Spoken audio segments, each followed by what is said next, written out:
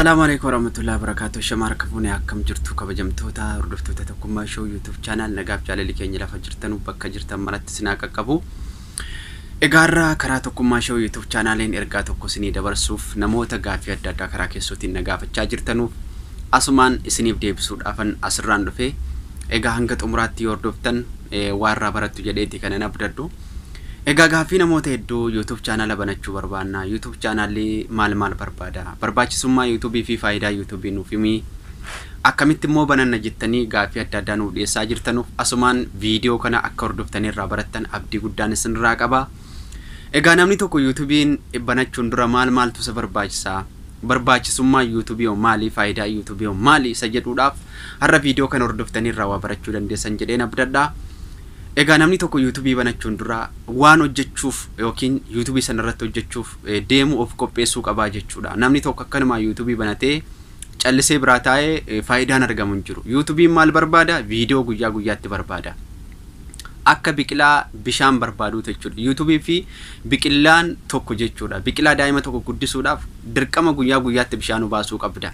YouTubein tokko guddachuuf yookaan dhaabbata YouTube biratti faayidaa argachuuf yookaan galmaa'uudhaaf guyyaa guyyaatti viidiyoolee gaggaarii viidiyoolee namni hojjetu ilaaluu daawwachuu jaallatu wantoota akkasii kun hojjechuun dirqama namaati jechuudha. Inni biraan erga kanaaf qopheessiteen booda dirqama subscribe yookaan namoonni kumni tokko subscribe si gochuu qaba jechuudha. Subscribe erga si godheen booda viidiyoo guyyaa guyyaatti irratti fe'uun barbaachisaadha. Akkasumas akka namni daawwatuudhaaf viidiyoo babbareedaa hiriyoota keetiif hojjettee jechuudha achirratti feetee hiriyoota keetii erguu qabda. Viidiyoo achirratti erguu qabdu viidiyoo safuu eeggate, viidiyoo bareedduu, viidiyoo namni like godhu, viidiyoo namni comment jalatti kennatee yaada gaggaarii si kennuu danda'u ta'uu qaba. Fakkeenyaaf namni tokko YouTube dandeettii walaleessaatii qaba, dandeettii gaazexeessummaa qaba, dandeettii komedummaa qaba, dandeettii diraamaa hojjechuu qaba. Wantoota kanaaf waan irratti hojjechuudhaaf deemtu of qopheessuun dirqama jechuudha. YouTube tokko banachuun dura jechuudha. Viidiyoolee namaa feetee yookaan gabbuustee achirratti feete taanaan YouTubein kee kun yeroo gabaabaa keessatti sirratti qollofama jechuudha. Maaliif viidiyoon abbaadhuma YouTube sana qofaaf eeyyamama. YouTubein kun akkamitti maallaqa namaa kaffala? Isa jettuuf jalqaba ergi namni subscribe 1000 siif guute namni viewunsaa yookaan saatii namni si ilaale jechuudha. Saatii 4000 si ta'uu qaba jechuudha. Saatii 4000 ga'uudhaaf bu'aa bu'ii hedduu barbaachisa. Garuu akka danina keenyaatti baay'ina keenyaatti ilmaan Oromoo osoo wal cina dhaabbannee saatiin 4000 guyyaa 2 fi guyyaa 3 keessatti argachuu dandeessa. Garuu namni keenya waliin daawwatu walitti naafa dhaqeelleen daawwate tubu'ee fa'i keessaa ba'a jechuudha. Dirqama garuu amma fakkeenyaaf viidiyoo tokko daqiiqaa 10 hojjedha yoo ta'e namni 1000 yoo viidiyoo sana naaf ilaale view namni 1000 viidiyoo sana guutuu isaa yoo ilaale saatii 400 qofa jechuudha. Namni 1000 viidiyoon daqiiqaa 10 hojjedhu keessa seenee yoo naaf ilaale garuu saatii 400 qofa ta'a jechuudha. Fakkeenyaaf daqiiqaan 10 yeroo daqiiqaan 10 yeroon 6 saatii tokko jechuudha. Namni 6 yoo si ilaale daqiiqaa 10 sana saatii tokkittiidha jechuudha. Sana baay'istee yoo laalte saatii 1000 ga'uun baay'ee bu'aa bu'ii guddaa si barbaachisa jechuudha. Garuu ilmaan Oromoo osoo wal jaallannee waliif ilaalle biyya namaa kana keessatti shabakaa yookaan daataa nuti fayyadamnu daataa firiidha. Viidiyoo namaa kana yoo gadi tuqxanii lafa keessan yoo taa'ee saatiin isaa lakkaa'ee fi abbaa YouTube sanaa faayidaa guddaa buusa. Nummoo hin miidhuu jechuudha. Fakkeenyaaf hojii keenya fixnee irriba barbaanna yoo ta'e daataa sana gadi bannee Wi-Fi tolaa fayyadamna. Irra caalaan keenya manoota arabaa dalagna Wi-Fi tolaati waan ta'eef viidiyoo namaa sana bannee yoo lafa keenyeef abbaa sanaa faayidaa guddaadha. Abbaa sanaaf hin lakka, abbaa sanaaf bu'aa buusuu danda'a jechuudha. Wantoota akkanaa osoo walii dalagne baay'ee bareedaadha jechuu barbaadeetanii namoota gaaffii akkasii na gaafattaniif YouTube banachuun dura kanaaf of qopheessuudha. Kanaaf viidiyoo inni biraan immoo YouTubein guyyaa guyyaatti viidiyoo maaliif barbaada jettanii na gaafachuu dandeessani. Amma fakkeenyaaf YouTube Tokkummaa Show kun ergi banamee turee jira. Yeroo jalqabaatiif irratti hojjedheen saatiin kun naannoo 2000 olii ga'ee ture. 2500 saatii koo guuttachuu 1000 guuttachuudhaaf waa xiqqoon naafii ture. Viidiyoo 28 qofa irratti jechuudha. Garuu irraa addaan citee ergan turu fayyaan saatii namni naa daawwate sun expired ta'e jechuudha. Amma guyyaa lamaan kana viidiyoo biraa yookaan hojjechuu danda'u jalqabu tokko jedhee na lakkaa'u jalqabe saatiin. Saatii 1000 ga'uudhaaf amma bu'aa bu'ii guddaa na barbaachisa. Amma fakkeenyaaf filmaan Oromoo hedduun waan safuurratti hundaa'e yookaan waan babbareedaa hojjette deemanii siif hin daawwatan. Bakka suuraan namaa gadi gara galchamee ol gara galchamee irratti piroofaayilii godhamee gadhiifame qofa deemanii daawwatu jechuudha. Garuu gaafa raqanii daawwatan abaluu safuu hojjete, abaluu safuu cabse, abaluu waan hin taane hojjete, abaluu kun maal godhee daldaltuu yuutuubiiti jettanii immoo arrabsitan jechuudha. Otoo isin bakka gaarii deemtanii namaa daawwattani akka saboota ollaa keenya jechuudha. Amma fakkeenyaaf obboleewwan keenya naannoo Amaarri kun gaafa hojjetan viyuun isaanii namni xiqqoon jechuudha. Yuutuubiin isaa xiqqoo tokko viyuun isaa 100,000 150 gadaanaan 50 jechuudha. Viidiyoon hojjetee gadhiifatu irratti guyyaa 2 guyyaa 3 keessatti. Garuu keenya aartii guddaan bara kana qaroomaa dhufe malee ergi Birraa Gammadii fa'aa, Haftaamuu Lamuu fa'aa, Daawit Mokonnon fa'aa gaaddisa artistoota Oromoo ijaaranii biyya laatti yuutuubii bananii yuutuubii tokko irratti akka Oromoon hundi gadhiifatu godhanii xiqqoo viyuun Oromoo ol dabalaa deeme miliyoona galee malee aartii Oromoo jabaan 100,000 daawwatama ture. Garuu artistoonni biraa fakkeenyaaf artistoonni Amaaraa Tigreen faantu viyuu 20,000 viyuu miliyoona 20 jechuudha. Viyuu miliyoona 20 miliyoona 15 miliyoona 10 jechuudha. Jee tokko keessatti miliyoona 10 seeneera kan jira. Miliyoona 20 seeneera. Keenya garuu miliyoona seenuudhaaf lafa rukutamee eessa gaamee wacamee iyyameeti. Maaliif karaa artiitiin dadhabina guddaa qabna. Inni biraan warri diraamaa fi koomedii adda addaa hojjechuu danda'anu hojjetanii itti laffaanii itti cinqamanii waa guddaa hojjetanii kaanii faayidaa irraan argatan. Kaameeraa dhaabbaasii baasuu, namoota isaan waraabuuf, namoota isaanii waliin hojjetan diinagdee guddaatti dhangalaasanii kaanii namni achirraa fuudhee yuutuubii isaaniirraa daawulood godhatee feesbuuk irra gadhiisa.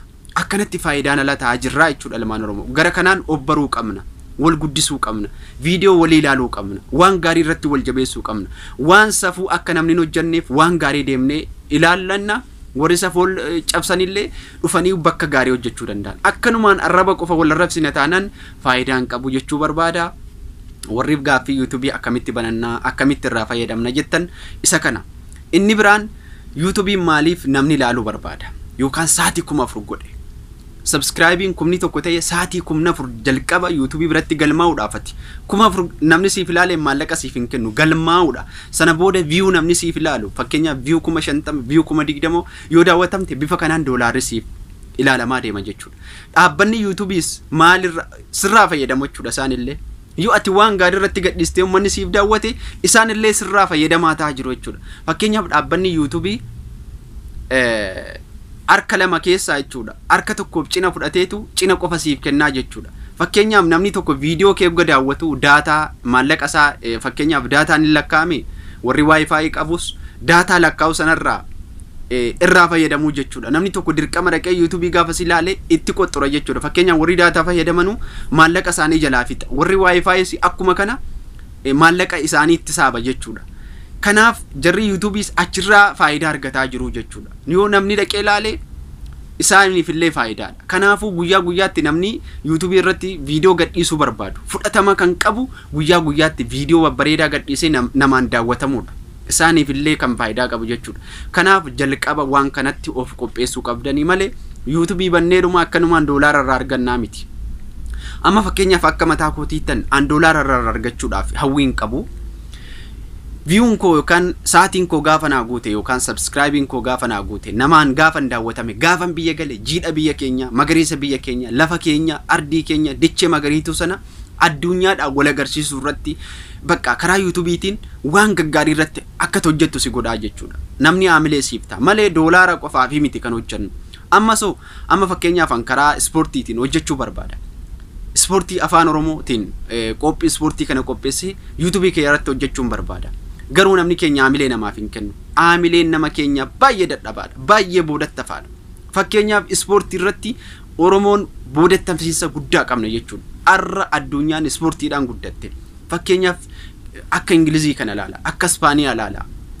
Warri arra doolaaraan maallaqaan guddatanii fakkeenyaaf dirree kuwaasii gaafa seenu namni deeggartoota 70,000 80,000tu seena jechuudha. Deeggartoonni 80,000 seenu sun dirree sana keessatti maallaqa kaffalaniitu yookiin tikkeetti muratanii seenu jechuudha. Achirraa biyya sana sin guddisa, abbaa kilaba sanaa sin guddisa. Fakkeenyaaf kilabni PSG jechuudha. Abbaan qabeenyummaa isaa Qaxariidha jechuudha. Biyyoota Arabaati.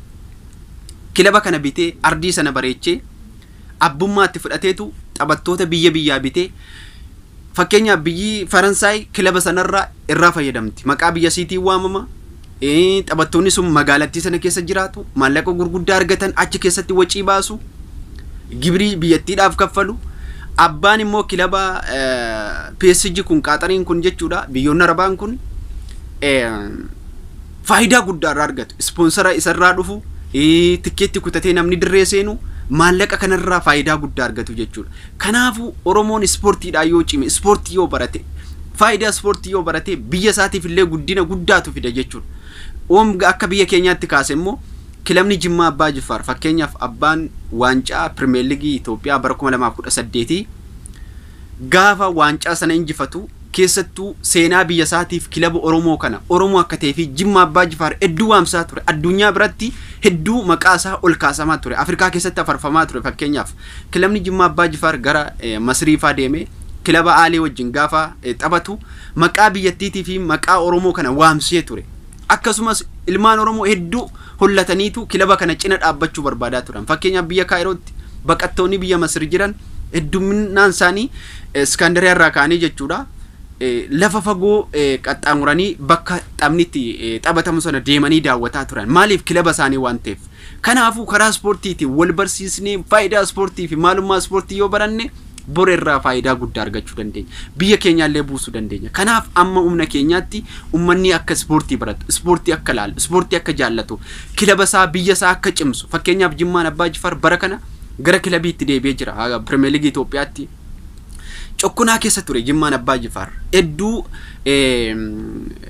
warra kilaba sana biyya sana jechuudha abbaa federeeshinii kubbaa miilaa Itoophiyaatiin Jimmaan Abbaa Jifaarii fi Adaamaan hedduu cokkunaa guddaa keessa turan Jimmaan Abbaa Jifaarii fi Adaamaan bara kana gara gadiitti gadi kufanii turan Adaamaan garuu achumatti kufee jira jechuudha kilaba gadiitti gadi bu'ee jira liigii biyyattiitti jechuudha Jimma garuu ergii Maqaleen keessaa baasee gara Premier League Itoophiyaatti deebi'ee jira bara kanas waancaa biyyattii jechuudha waancaa akka biyya keenyaatti taphatamu yookaan biyya laatti kasmaleekii jedhama waancaa mootummaa Ifikaappi jedhama akka biyya faranjii kanatti waancaa akkasiitiif amma Jimmaan Abbaa Jifaar yeroo darbee Itoophiyaa Bunnaa kilaba jabaa biyyattii jechuudha lamaaf duwwaadhaan injifatee seenaa addaa galmeessee ture jechuudha dheengadda kana akkasumas immoo dheengadda poolisii magaalaa Finfinnee tokkoof duwwaadhaan baasuudhaan ammas ramaddii isaa keessaa sadarkaa ajaa'ibsiisaa irra jira jechuudha kilabiin kun gaafa guddate eessa raqaa Oromiyaa yaamsisaa Jimmaan illee yaamsisaa biyyattii illee yaamsisaa jechuudha gara fuulduraatti akka biyyattiin karaa ispoortiitiin cimtu dirreen achirratti gaafa hojjetame deeggartoonni gaafa dhufanii maallaqa baasanii meedaa seenanii daawwatan ummanni hawwii ispoortii gaafa godhate siyaasa illee dagate jechuudha ispoortiidhaan guddate addunyaan kun amma biyyoonni Ingilizii kun ispoortiidha malee waa'ee siyaasaarraa quban qabanu isaan siyaasni jira xaba jechuudha xabarraa ispoortii kanarraa siyaasa baratu jechuudha akkaataa namni itti walmoo akkaataa namni itti injifachuu danda'u maaltu nama barbaachisa siyaasa keessatti xaba keessatti akkamitti yoo hiriiran leenjisa akkamii yoo qabaatan taphattoota akkamitti hiriirsuu yoo danda'a lakkoofsi taphattoota akkamitti hiriiruu danda'a wantoota kanarraa siyaasa baratu jechuudha siyaasaa fi taphni kubbaa miilaa yeroo hedduu tokkuma jechuudha maaliif siyaasnis hooggansa gaarii yoo qabaatte siyaasni keekus galma ga'a tapha kubbaa miilaa keessattis leenjisaa gaarii leenjisaa si fuudhee deemu leenjisaa kilaba sana cimsu leenjisaa taphattoota hiriirsuu danda'u fakkeenyaaf lakkoofsi 7 siriira 11 siriira 10 siriira 9 siriira 6 siriira jedhee nama itti yaaduu danda'u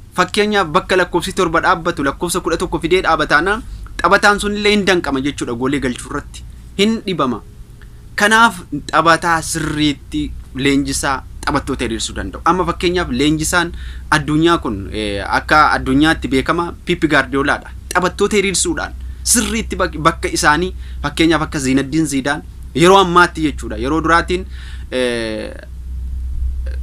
danuutu jiru leenjisaan duraa jechuudha warri amma umuriin isaanii silxaana fudhatanii ta'an jiran hedduutu jira akka Wenger faa leenjisaa Arsenal duraanii leenjisaa Manchester United duraanii warri kun warri amma kana keessa bifa kanaan addunyaa biratti jaallatama qabu jechuudha bara baraan waancaa akka kaasanuudhaaf akka jabaatanuudhaaf isaan fayyada jechuudha kanaafuu taphni kubbaa miilaa irratti jabaachuu qabna ana winko karaa ispoortiitiin sagalee qabaadheef miti sagalee gaazexeessummaan qabu dandeettii ispoortiin qabu garuu awwiina keessa jiru namni biraa akka baafatuudhaaf cimee karaa ispoortii afaan Oromootiin viidiyoolee adda addaa hojjedhee yookaan isini manxansuun barbaada sagaleessee jechuudha har'a eenyutu wal moo'e tapha akkamiitu jira biyya keenya keessatti eenyutu taphata amma tapha hedduutu jira fuuldura kanatti amma fakkeenyaaf biyyi keenya Itoophiyaan gaafa 8 South Africa wajjin ni qabdi tapha Qatar waancaa addunyaa qopheessituudhaaf waan kan irratti illee yeroo dheeraa inshallah yeroo dhiyoo booda viidiyoo bareedaa hojjedheen isinii fida